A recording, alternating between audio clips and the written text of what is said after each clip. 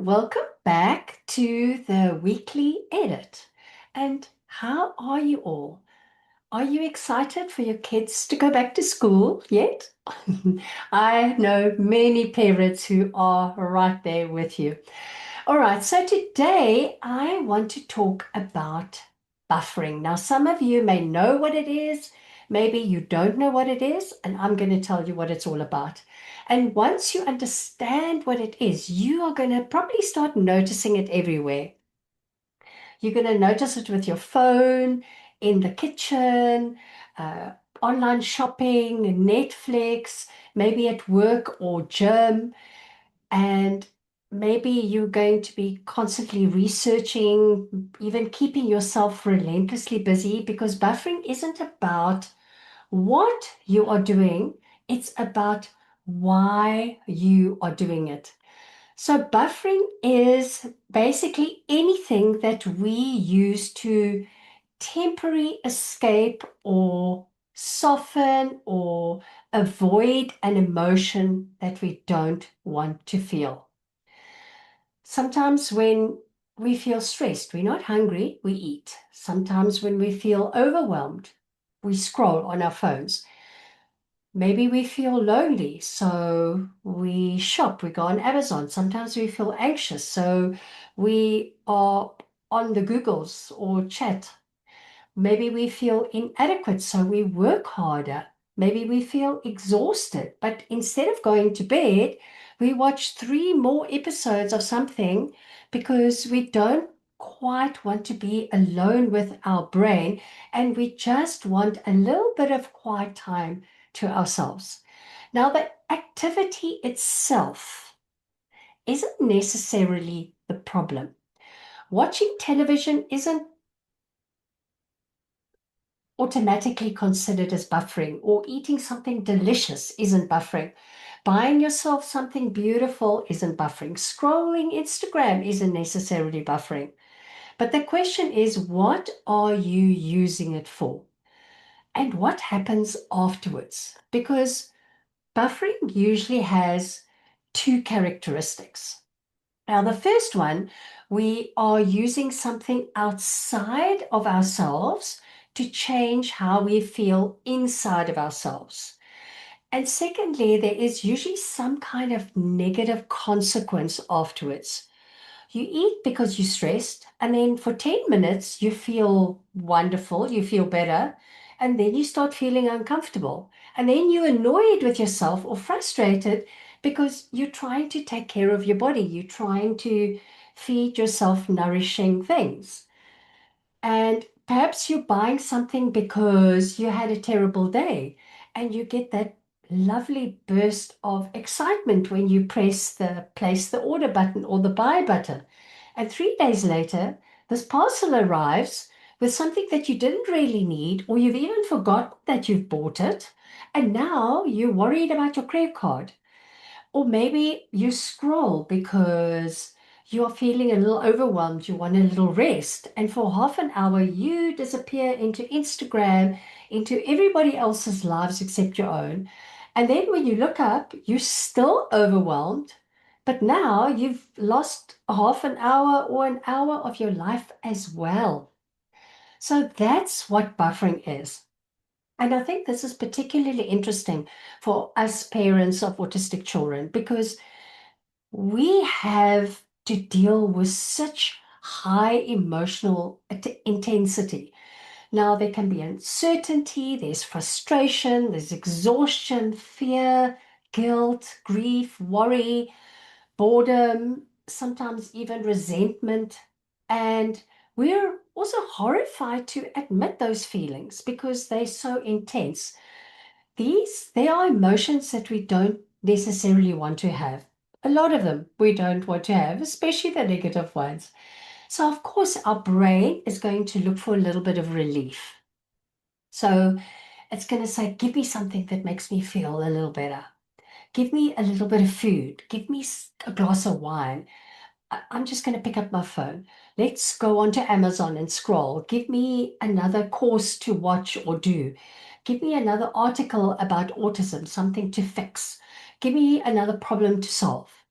Just don't make me sit here and feel what's going on with me right now. And this is where the buffering becomes so seductive because it works, but only temporarily.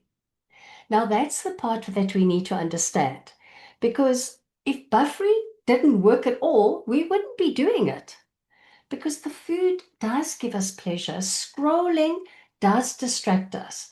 The purchase does give us that hit of excitement. That glass of wine does take the edge off. The extra work can make us feel productive and useful, but nothing underneath of that has actually changed. You've simply put a cushion between yourself and what you're feeling. And when the cushion goes away, the emotion is still there. And sometimes with another problem sitting right on top of that, like weight gain or being even more tired because you're up watching TV all night, or high credit card debt.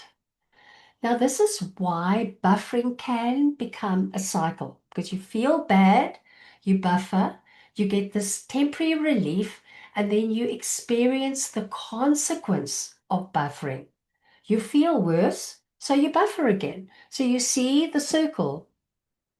And the interesting thing is that the solution isn't to become incredibly disciplined or to strip every enjoyable thing out of your life. That would be kind of missing the point here. The goal is just awareness. We want to start recognizing the moment that we are reaching for something because we don't want to experience ourselves. So, one of the simplest questions we can begin to ask is, what am I feeling right now? Before you open the fridge, before you pick up the phone, before you order something, before you pour that drink, before you dive into the Googles, just notice, what am I feeling? Maybe it's anxiety or disappointment or boredom, or maybe you're angry with your partner. Maybe your kiddos had a hard day and you are overstimulated. Maybe you're just experiencing sadness. And then rather than judging the emotion, you just simply name it. This feeling is sadness. This is frustration. This is anger. This is loneliness. That alone begins to change your relationship with buffering because you are no longer unconsciously reacting. You are just noticing. Now, the second question to ask is, what do I want to do because I'm feeling this? I want to eat, I want to scroll, I want to shop, I want to watch TV, I want to withdraw, I want to just keep staying busy. Interesting. Just notice what comes up. And then what if it didn't need to make, what if I didn't need to make this feeling disappear? And that is where the real work begins. Because so much of buffering comes from the belief that the uncomfortable emotion is the problem. I shouldn't feel this way. I need to get rid of this. I need to feel better. But what if nothing has gone wrong? What if nothing's gone wrong because you're disappointed or sad or anxious or you've had a hard day? You don't need to manufacture a better feeling immediately. And that is emotional capacity. You begin to discover that I can feel this way and still be okay. And something extraordinary happens when we stop being afraid of our own emotional life. You no longer need quite so many escape routes because when we remove the buffer, we finally get to see what's underneath there. Maybe you're not actually exhausted by life. Maybe you're exhausted because you're carrying expectations that no one can meet. Maybe you're not really hungry in the evening. Maybe you're just really tired and need to rest. And maybe you don't need another autism strategy or fix it strategy because Maybe you're just scared that if you don't do it, that you're not doing enough for your child. Maybe you don't need to buy something else, another purchase. Maybe you just need something in your own life to look forward to. Buffering hides information. Our emotions often reveal what that is. Now, this doesn't mean that you've to immediately eliminate every buffer that you have. Please, I don't want you to turn buffering into another reason to criticize yourself. Just start with curiosity. Choose one thing that you suspect you sometimes use to escape, that you use to buffer with. Maybe it's your phone, maybe it's food, whatever it is, just for 1 week, just notice what you're doing. When do you reach for your phone? What happens immediately beforehand? What were you thinking? What were you feeling? What did it give you in that moment to pick up your phone? And how do you feel afterwards? You become the detective of your own life. And another useful test comes directly from the concept of, is this creating a negative consequence for me? Because if you're watching a film on a Saturday afternoon, a movie, because you genuinely want to watch the movie, enjoy every single minute of it. And then you get on with your life, and that's wonderful. But if you're watching TV for 5 hours because you're avoiding something, and then you go to bed late, you wake up exhausted, and then you feel annoyed with yourself, that is worth looking at. Now, it's exactly the same activity, completely different relationship with it. Now, I did this yesterday. I wasn't really hungry, but I was scrounging around in the cupboard and I picked up a bag of popcorn, made the popcorn, and I sat there eating the popcorn. I wasn't really hungry, didn't really feel like it, had the whole bag of popcorn, and then I was so uncomfortable afterwards. So I had a negative consequence, and I had forgotten my own lessons about what was I trying to do. I was trying to rest. I was trying to feel better. What I should have done was maybe take a nap. So ultimately, overcoming buffering isn't really about giving up things. It's about what you're gaining.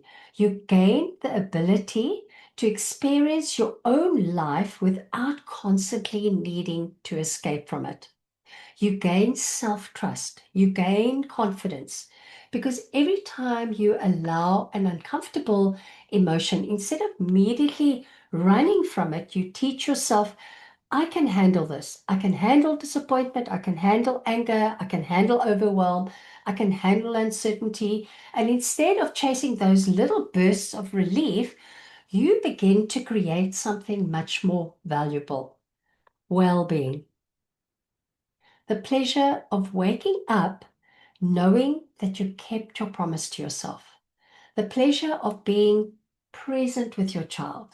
The pleasure of feeling strong in your body. The pleasure of having the money because you didn't spend it to try and change your mood. The pleasure of an uncluttered home. The pleasure of time. The pleasure of knowing that your emotions don't run your life. Those pleasures aren't as dramatic, but they do last. So this week, I want you to declare war on your buffers. Now, what I mean by this is I just want you to notice them. When you find yourself automatically reaching for something, food, phone, watching TV, whatever it is that you're doing, I want you to ask, what am I feeling? What am I trying not to feel? What am I hoping that this thing is going to give me? And what is the consequence afterwards? Then experiment with that, staying with the feeling just a little bit longer. Don't fix it, don't judge it, don't try and escape it. Just feel it and listen to it. Find out what's going on underneath. Because perhaps the greatest freedom isn't creating a life where you are never uncomfortable. Because let's face it, we are going to have uncomfortable things happen all the time. But perhaps it's creating a life where discomfort no longer frightens you. A life where you don't need food or your phone or Netflix or shopping or alcohol or work or whatever it is, to continually rescue you from yourself. You can simply just be there, be present, fully participating in your own life, all of it. And that is when buffering starts becoming unnecessary. You can handle your own life. All right, my friends, that is what I have for you today. Now, before I let you go, I just wanted to let you know that for some other reason, Facebook has deleted my Facebook page or Facebook. No longer have access to it. We're trying to figure out what's going on, and it seems to be a thing. A lot of people are battling with this whole situation. So we are trying to fix it, which is number one. And if we can't get that, we are looking into alternatives about what we could do so we can still get together as a community. But I will keep you posted. In the meantime, you can still go to my website, lliautism.net, and I'm still on Instagram, so I will see you all there. Otherwise, I will see you next week in the weekly edit. Bye.